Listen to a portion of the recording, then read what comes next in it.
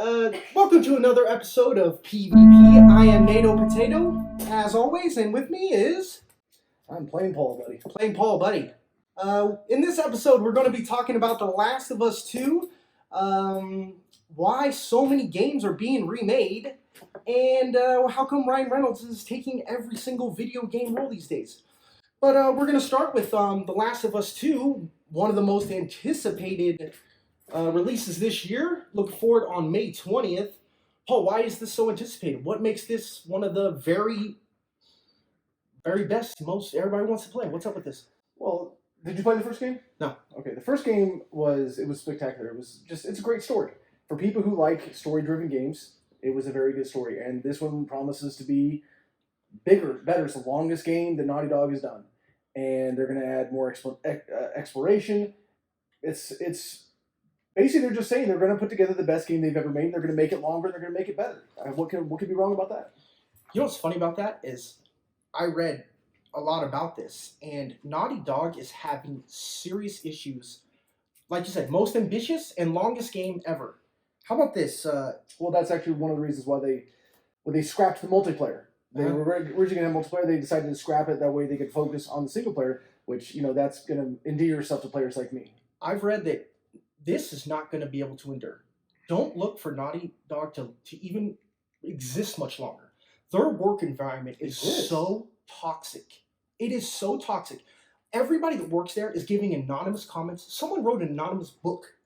It's so bad that they're firing people. They say they're working 16-hour days. They don't want to talk about it to anybody. Well, let me it tell you is something. so bad. I don't care. I just worry about the game. And it's always a bad sign when Sony and Naughty Dog refuse to comment, refuse interviews. That's always a bad sign. But yet, it is so bad. How about this? All the game designers and developers hope for it to flop. Well, so change will be made. They're hoping that it flops. Let's focus on the good parts, not the bad parts. And the good parts to me are the fact that it's supposed to be the longest game that Naughty Dog has made. That's longer than all the Uncharted games and all that stuff. And it's a game, from what I understand, what they said is it's supposed to be for adults. It's not for kids. It's a game made by adults for adults. I don't think so this time. There's an M rating on it this time, and it's because of a dog that smokes and cusses, and that is the only reason it's got an M rating this time. I have a hard time believing that, but we'll see. That's what I read. That is the only reason. So a lot of gamers are worried that there's not going to be a lot of adult-oriented content this time. All right. Our second subject today is about the 35th anniversary of Super Mario and what Nintendo is going to do. What Nintendo is going to do to celebrate the 35th anniversary. That includes a movie being made. They're remastering Super Mario 64, Mario Sunshine, and Mario Galaxy. They're going to make a Paper Mario game, and there's going to be Expecto Patronum. How does this is Harry Potter? It has nothing to do. Okay. Anyway, what are your thoughts on the releases, the remasters, the celebration of Super Mario? I played 64 and Sunshine and Galaxy, and are you excited for any of them to be remastered? This is the thing. This is how I feel about it. It's like, and I asked some people that I know the same thing, and I would rather just have a sequel. You know what I mean? To go back and remaster, I mean, I guess it'd be cool, but to me, I would prefer a sequel. I loved all those Mario games. I thought all those Mario games were really good, but I would just rather have a sequel than a remaster, I guess. I don't know. I kind of feel the same way. The way I feel about it is, like, when they're going to remake Galaxy, I never got to play Galaxy. I'm excited for that remaster because I really want to play that. But as far as a remaster of Mario 64... I'm not really too excited about that. I've already played the game. I've played the game a million times. To see it with a little bit better pixels, that just doesn't really sound really good to me. It sounds like anytime they're making a game that you haven't played and they're going to remaster it, excellent. And if you've already played it, next game. It makes you wonder why they're making so many remakes these days. But I can tell you why. Okay, let's hear it. Dollar bills. That's why. These games are cost-effective. They're easy to make. They already have them down, and they outsource this to other companies. There's a Texas-based company, I forget what they're called, Blue something. They've already remade 7 games. That's all they do is remaster now. That's what the gamers want. The nostalgia. You want to go back and play an old 3D title that's outdated now, like you talked about GoldenEye last episode. It's just not fun to play anymore. They go back, they redevelop these, do them better. So when you go back, now they are fun to play. Now they're not outdated. That's why they're doing that. I do feel like it's it should be said though, there is to me a difference between a remaster and a remake. A remaster is when they take the exact same game and just put new pixels on it, a fresh coat of paint, where a remake is what they're doing with Final Fantasy VII, which they're actually they're remaking the whole game, including combat and all that kind of stuff. That I can understand with that could actually be worth watching and worth playing. Here's what I don't understand about remakes, though, right? Mhm. I was looking at a list of the upcoming remakes. Here they are. Ready? Besides Resident Evil Final Fantasy, I got Trials of Mama, Xenoblade, Destroy All Humans, Battletoads, Battle for Bikini Bottom, Fear Effect, Stanley Parable, Kingpin Reactive Reload, and System Shock. How many of those games have you heard of? I've played about half of them. I never heard of any of them. What's wrong with, like, say, redoing Mike Tyson's Punch-Out with better graphics? Maybe you can train Little Mac or more better bad guys. Does this sound fun? Or Tecmo Bowl. They update Tecmo Bowl now like fans do, but can you imagine if they redid a Tecmo Bowl? Or how about like Knights of the Old Republic? Can you imagine that? Now that would be fun. What's wrong with these games? Why are these games that like the gamers have heard of? Where the casual gamers never heard of any of these stupid games. I don't care about any of these. What's wrong with like doing Ken Griffey Jr. Baseball or GoldenEye? Huh? The Turtles Coin Op. Wouldn't that be fun? I just don't understand these decisions. They suck. How about the good games? All right, let's talk Ryan Reynolds. What is up with this dude doing all the video games? Right? I'll tell you why. Because they're hits. Ryan Reynolds, as we know, doing all the video games. Video game movies. Oh, video he game did Pikachu, which is the highest grossing video game movie ever, which isn't saying much, but that's a lot. It was very successful. Now he's doing Free Guy, this new movie we're about to talk about, and he's already signed on to do Dragon's Lair for Netflix. He's doing all these video game movies. It was the #1 video game movie of all time. Yes. I'm going to have to look that up. I'm not sure I believe you. It is 100%, which isn't saying much. Your potatoes knowledge is, I don't know. Well, I'm telling you, it's true. But the reason why he's doing it is because they're hits. Ryan Reynolds' career is a roller coaster. It's up and down. He's flop, flop, flop. Rest in Peace Department, Green Lantern, and what was that other garbage one? Marvel Origins with Wolverine? Flop, flop, flop. You know? So he finally found something that's doing good. Hey, don't fix it if it ain't broken. Okay. So, why are you bringing this up? Because it's a topic, man. I don't know. Well, I'm assuming, are we talking about the movies in general, or are we talking about Free Guy, the movie that's coming out? Oh, we can talk about that. Yeah, Free Guy's great, man. He is just a regular old dude in like an MMO. He's a non-playing character, so he's just getting shit on every day. And then one day he just like kind of decides, this sucks, and I'm gonna do something cool. So he finds a pair of glasses that shows him it's a video game. He realizes it's in a video game, and he decides he's gonna change his course. He's gonna change his fate. And so I'm assuming you have seen the previews. I saw the trailer. Yeah. I mean, I don't know. I saw the trailer. I'm actually I'm excited for it because I like video games in general. I like Ryan Reynolds in general. I think he's great as Deadpool, and most of these shows he doesn't even. He was good in Hobbs and Shaw. When he's basically playing Ryan Reynolds, he's pretty funny. So with basically having Ryan Reynolds playing himself within a video game, I don't see why that could be so bad. Avada Kedavra! This movie sucked. Personally, I'm not feeling it. But Did you watch Pikachu? I loved Pikachu actually, and I don't know anything about Pokemon, and you don't need to. The Pikachu movie was really, really good. It was interesting. There was a great twist at the end. Ryan Reynolds was great in it, believe it or not, and it was really intriguing the whole way through. It was good for family and everything. I thought it was great. Did you see it? I didn't see it, and I have to say I feel like the potato in this particular case because I never played the Pokemon games either. Me neither. But, and my girlfriend did know a little bit about Pokemon, and she was like gasping through it at some of the characters, and so I know they gave a lot of cute Easter eggs in there that I didn't get, but I know that she really enjoyed him, and she really liked that. So, what was the last game you were talking about? He was going to do a remake. Dragon's Lair. Dragon's Lair? Is that from Dragon's Dogma? No, it's from the movie. The game is called Dragon's Lair. He's Dirk the Daring, and so it sounds like it's like saving a traditional like princess type of character. So like a fantasy game RPG, and he's playing the main character. Yep. You can count me in for that one too, I guess. All right. One funny thing about the Pikachu movie, it's the biggest offender of all time of black guy doesn't get the white girl. Ever. And there's some really bad ones, like iRobot. Remember that? Seemed like a love story at the end. Not even Will Smith. The very whitish black Will Smith wouldn't give him the white girl. They always get the high five. At this one, it's all set up, the biggest romance in the world. But it's a cute white girl. And the black guy, at the end, he gets a... There you go, buddy. Put it there, pal. Worst offender of all time. Well, I have to say, you are a brave potato. I do not want to comment on the subject. Just saying, it's not right. Star Wars, that's what it was. In the Star Wars one, he didn't. They gave more love to Kylo Ren. You know what I mean? Oh, Finn. Yeah, you Finn. think Finn's gonna get the... yeah. And no, they gave it to the guy who commits mass genocide. We're gonna give the mass genocide white guy before we give it to the black guy. I mean, it's unbelievable. It is unbelievable. Our final segment today is about perhaps the most anticipated game of the last 3 or 4 years, and that is Cyberpunk 2077 from the makers who did Witcher, CD Projekt Red. I thought you were about to say Last of Us 2 again. I did that already. No, I'm much more excited about this game than I am Last of Us. I didn't think Last of Us was nearly as good as they made it out to be, but I am a giant Witcher fan. I'm still playing it right now. I think the DLCs are great. Everything about this game, I'm excited for. What are you?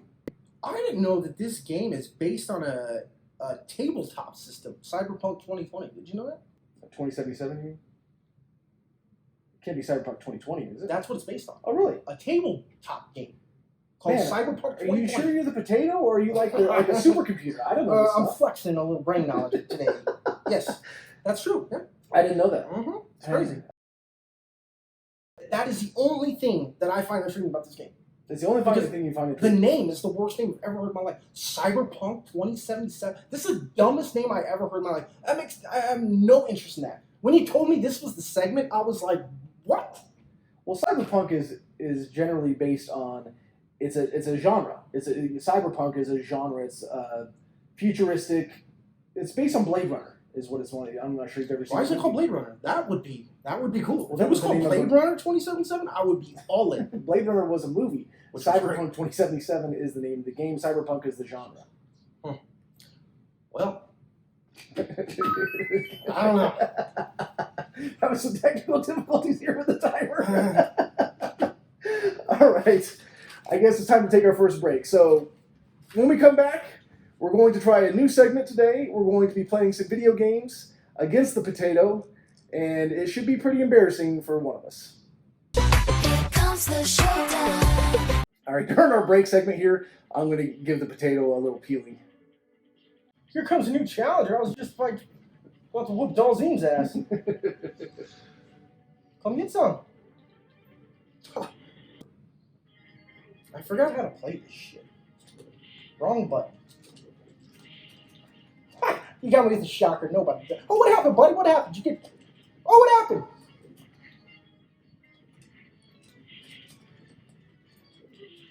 I died. Don't drop the controller. Shit. That's not fair. I had to start on the right side. That's not where everybody starts off. It's such a disadvantage. Round 2. Fight. Are you ready to see the face of fear in an opponent? Watch this. Watch this. You ready?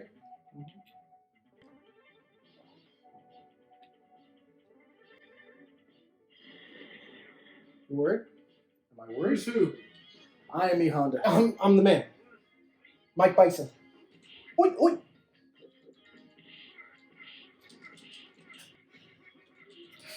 Oi, oi, oi. That's the look of fear right there. Here we go. Here comes the comeback.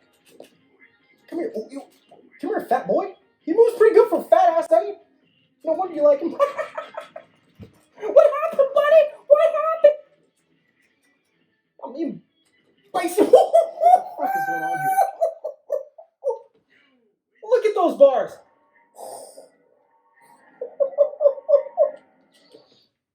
How's that fear working, buddy? Rubber match.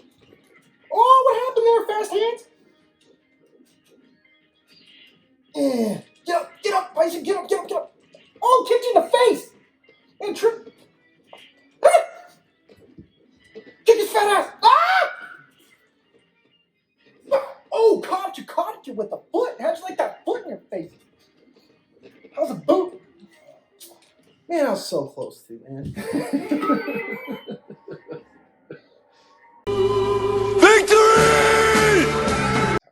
Our next big. I tell you, sometimes.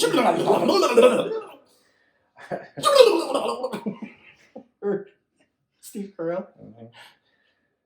Our next. Oh my God, how many fucking times are you gonna do that? Sorry.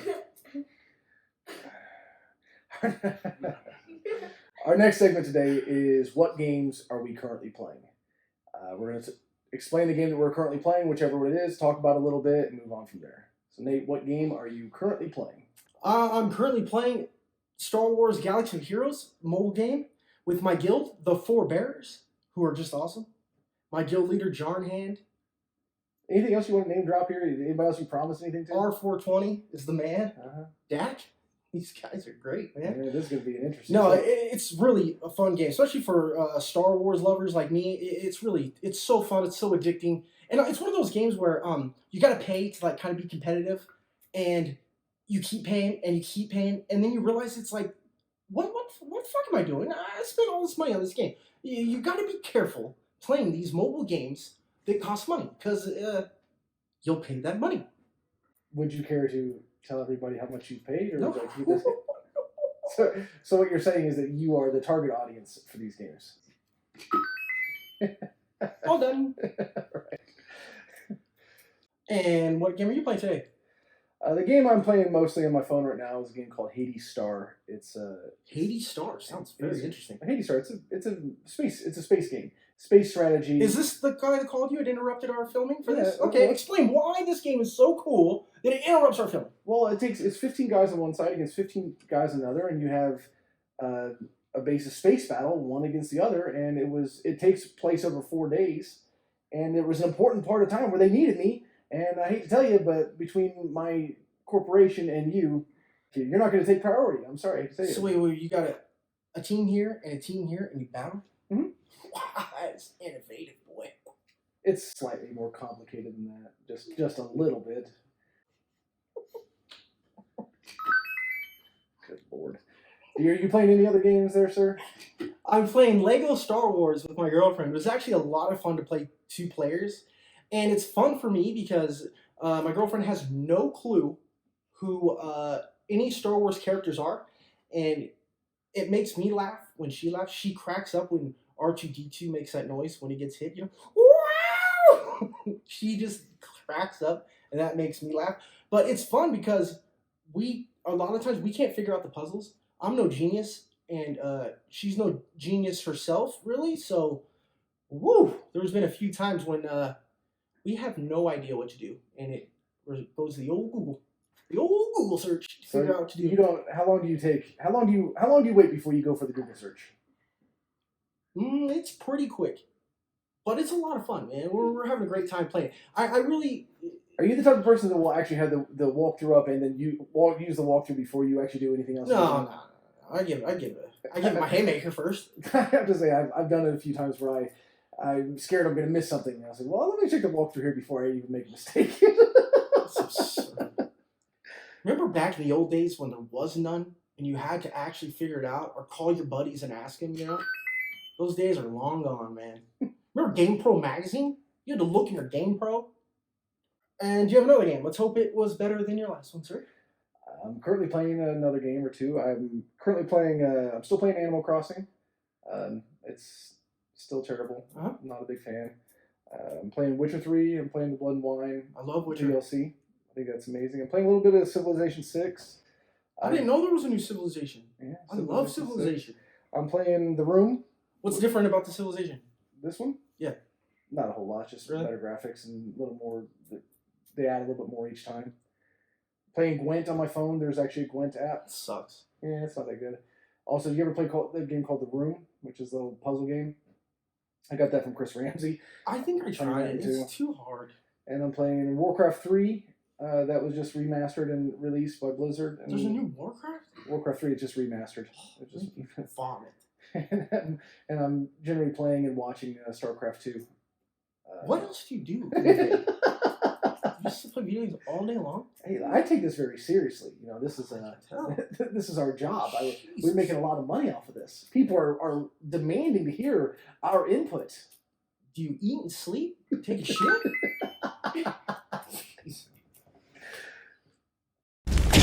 Ready to roast. And this one today has absolutely nothing to do with video games or anything like that, but it irritates me so much when people say 110%. There is only 100%. If you give 100%, you gave it all.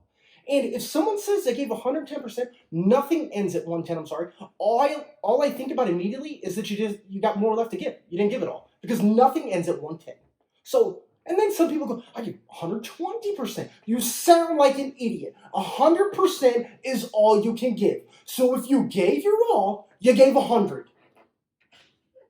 Nothing else makes sense. Thank you for your time. I 110% agree with your rant. It drives me nuts. There was actually a guy who committed to Rutgers over Ohio State the other day, and he committed and said on there, I'm 120% committed. And I had to reply to it. I said, why not 130%? Yeah, I agree every time. It makes me think that they just didn't try very hard. If there's 120, you tell me it's not 200? Makes no sense to me. But if somebody tells me they gave 100, I'm like, wow, you sure tried your ass off, because that's as hard as you can do it.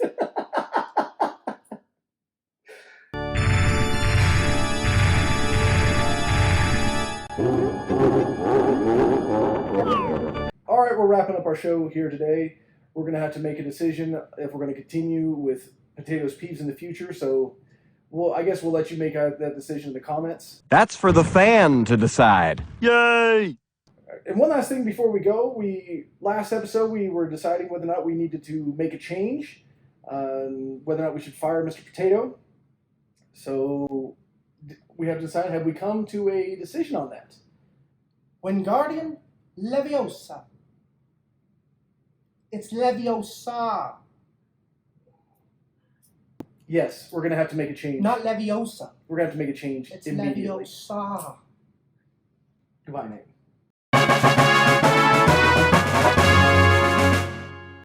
Indeed, there was a change made. Juice in the building. I'll see y'all next episode. New host in the house. Swish and flick.